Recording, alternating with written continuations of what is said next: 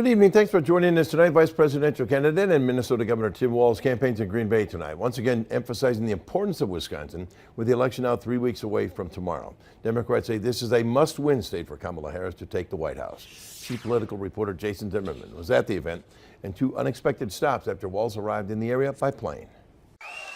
Well, hello, Green Bay. Good to see you all. Greeting hundreds of supporters inside the KI Convention Center in Green Bay, Vice presidential candidate Tim Walz standing alongside fellow Democrats, including the governors of Wisconsin and Michigan, making the case for not allowing Donald Trump to return to the White House.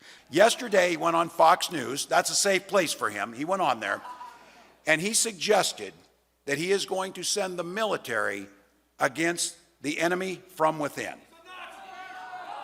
Now, I want you to think about it. In other words, Americans who don't support him. Just to be clear, if any of your neighbors or friends or anybody thinks about that, you know who he's talking about? He's talking about you. Before the event, Walz was greeted at the airport, where his motorcade then made an unscheduled stop at Lambeau Field, where Walz was given a tour of the facilities. After that, he went to the Oneida Nation to meet with tribal leaders. I'm excited about the opportunities we have. I'm excited about the things we've done together. Democrats say winning in northeast Wisconsin this November could be a deciding factor. The road to the White House runs through northeast Wisconsin. Brown County and the areas around Brown County are absolutely essential.